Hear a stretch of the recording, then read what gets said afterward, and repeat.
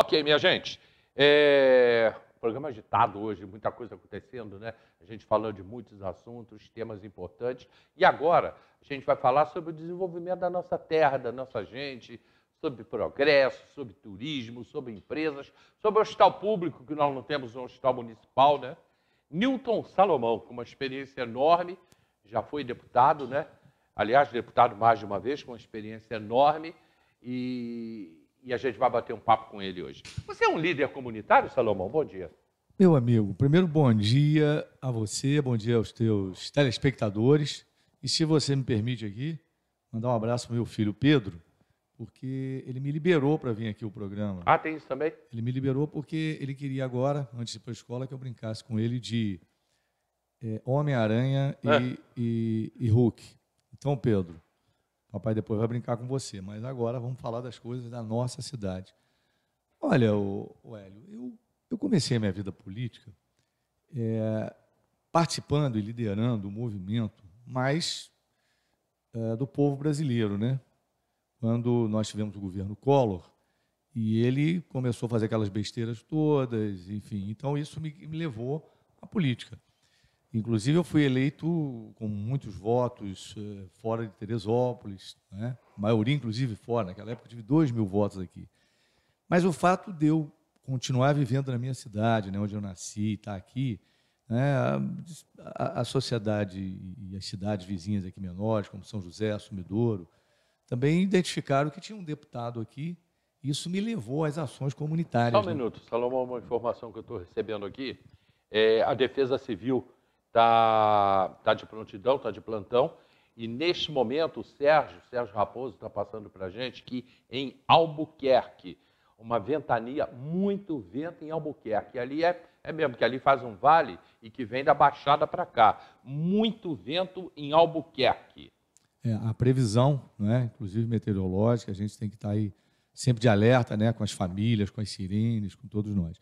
Então, isso me fez, vamos dizer, um deputado das cidades, né, das comunidades.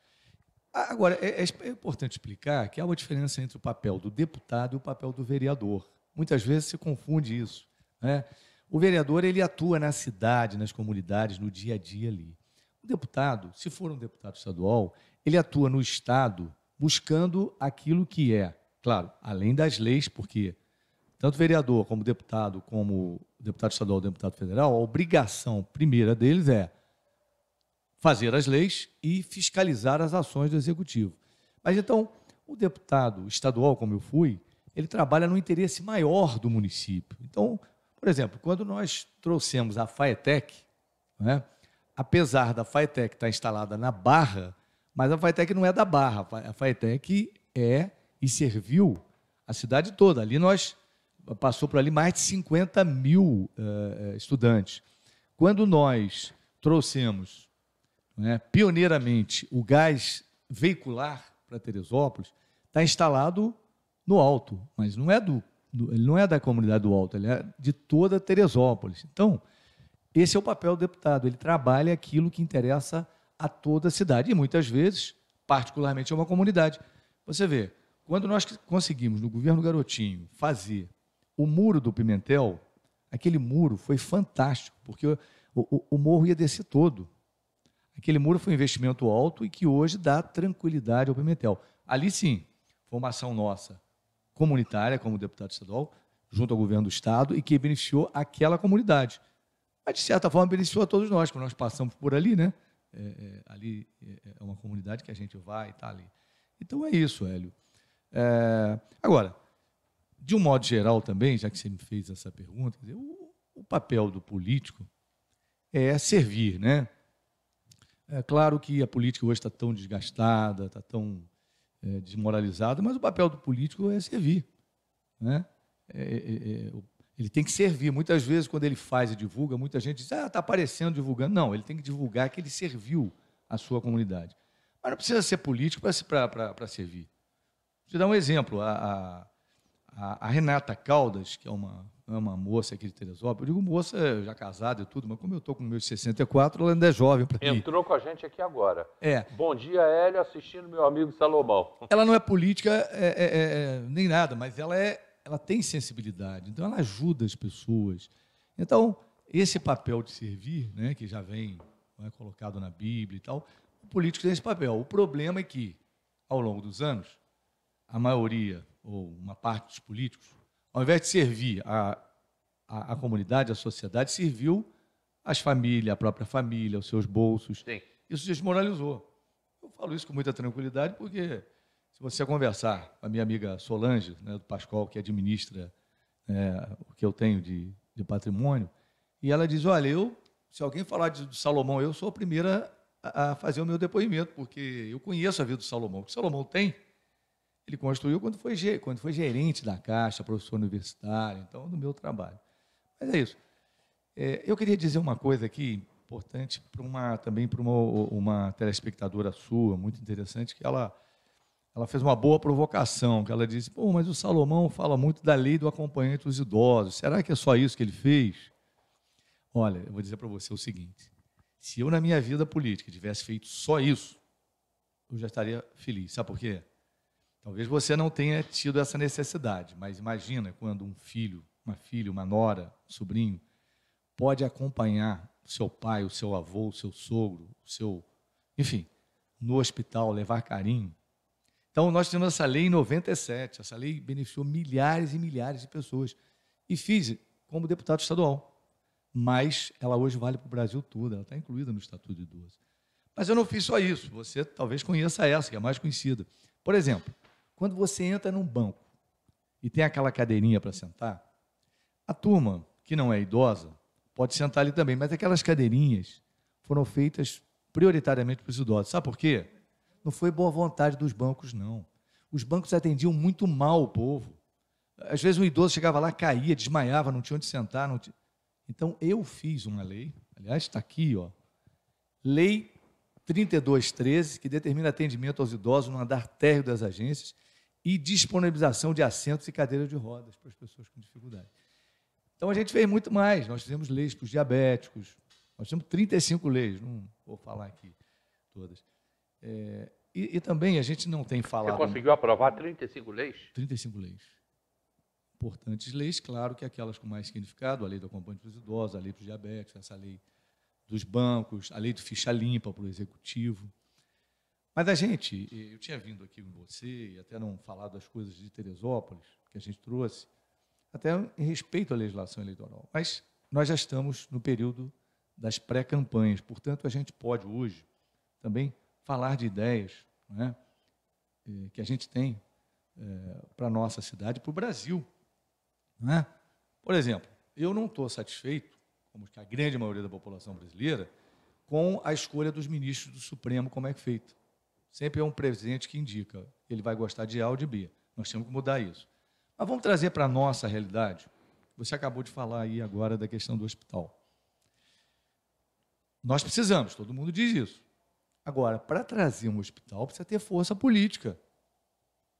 Eu, como deputado estadual, avancei nisso, mas não consegui.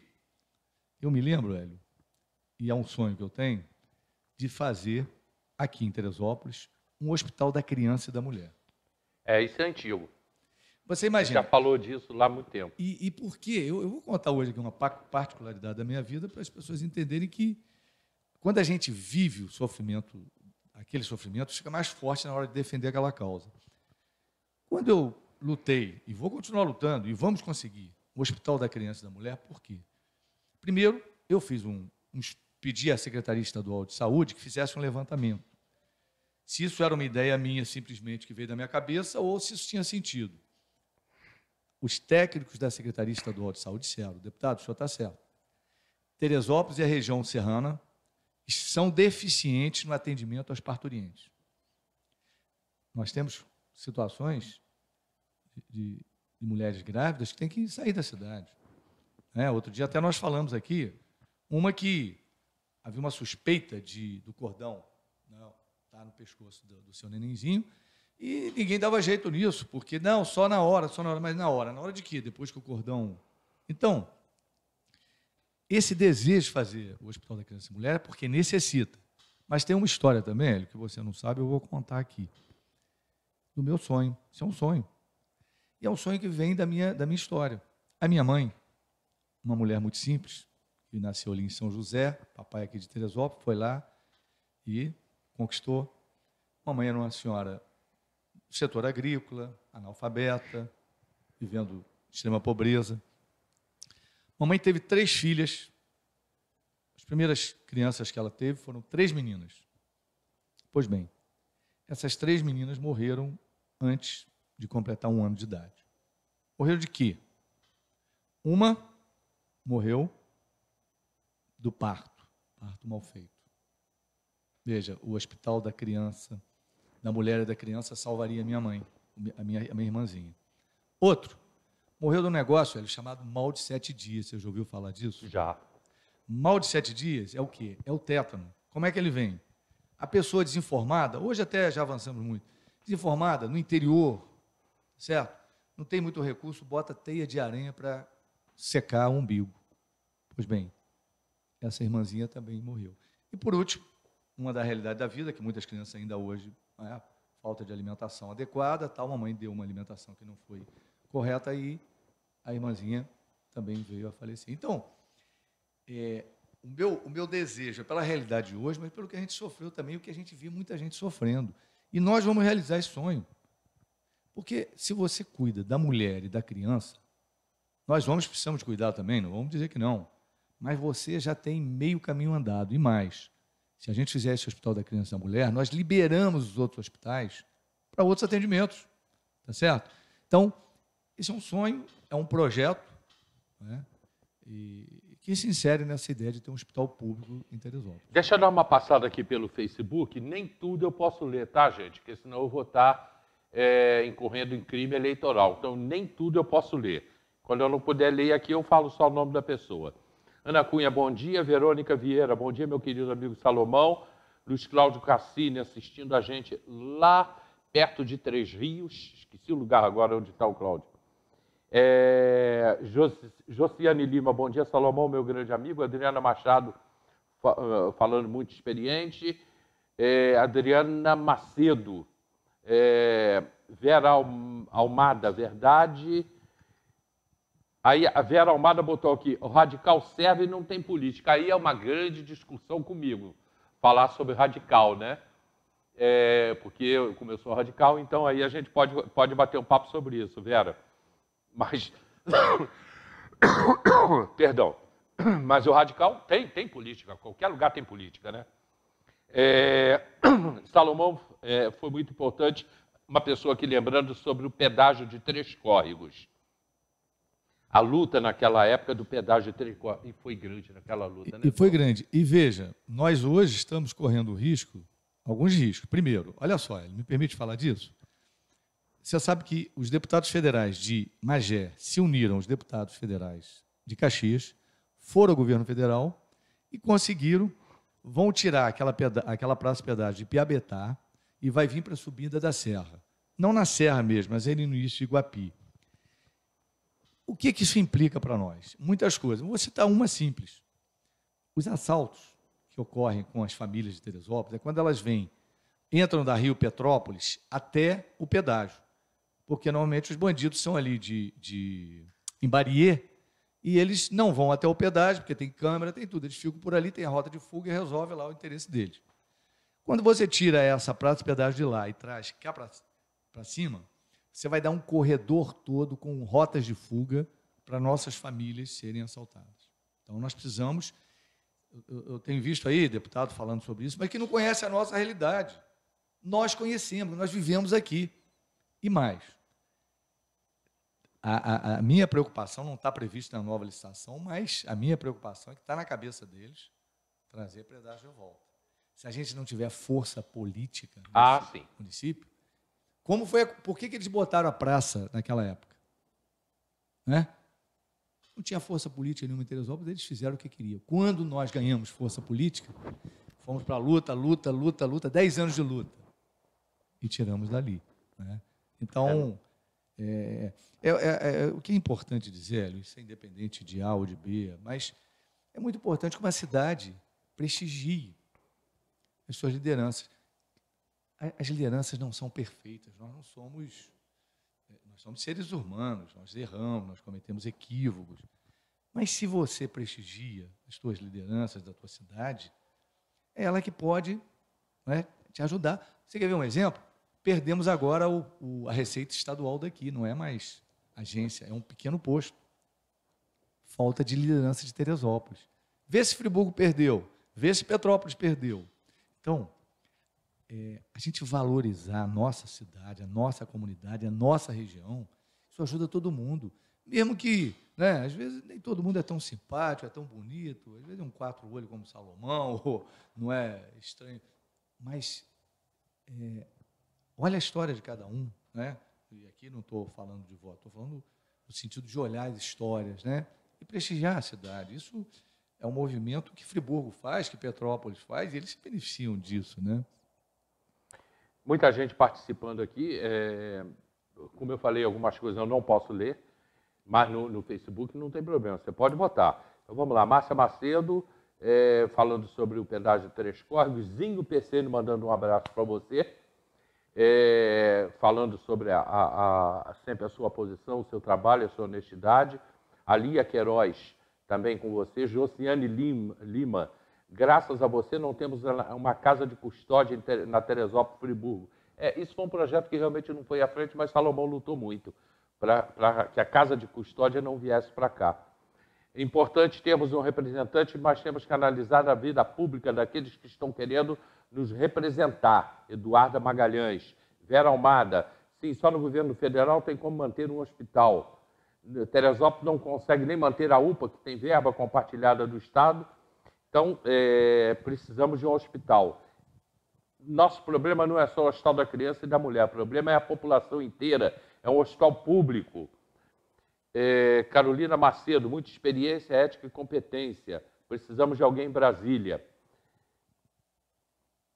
O que mais? Aí ela voltou, a Carolina Macedo botou que isso aliviaria as demandas dos outros hospitais, no caso da Casa da Mulher e da Criança, da mulher. né? A Abdu Fayad, o Abdu Fayad também entrou aqui falando, pastor Sérgio Raposo, mandando um abraço para você, juntos por Teresópolis. Esther Palhares, pastor Esther assistindo a gente. E manda o Davi. Jurema Magalhães, Josiane Lima, Marquinhos Maia, Maurício Mendes. Maurício, um abraço, Maurício. Saudade do amigo. Adriana Macedo, todo mundo participando aqui do programa com a gente. Maurício é que tem que vir aqui fazer um bate-papo com a gente, né? O doutor Maurício pode ajudar muito em orientar, né, a todos nós com relação às práticas, né, no período eleitoral. Ele é um especialista nisso e pode ajudar, porque às vezes também no período eleitoral, né, a gente comete equívocos e é muito bom que as coisas sejam feitas, não é, dentro do que se pode fazer. Salomão, eu tenho um comercial agora, vou rapidinho para o comercial. Minha gente, olha, clínicas odontológicas Sorridentes. Eu estou fazendo um tratamento enorme, vou levar 6 meses nesse tratamento lá na Sorridentes. Eu tenho pavor de dentista, como todo mundo tem, né? Mas quando cheguei na Sorridentes, conversei com a Gisele, com a Rafaela, e elas falam para mim, senta aqui. E aí eu sentei, a Gisele, aliás, não é ela, é tio, né? Que é minha sobrinha. Tio, senta aqui. E elas cuidam da gente com muito carinho mesmo, muito carinho. Tem gente que se assusta com transplante e colocar dente e tudo. Eu também. Mas você vai lá conhecer a Sorridente, tem um plano odontológico por apenas R$19,90. Somente R$19,90. Você vai cuidar dos seus dentes na Sorridente, ao lado da Câmara de Vereadores. Sorridente. A gente volta rapidinho, reta final do programa.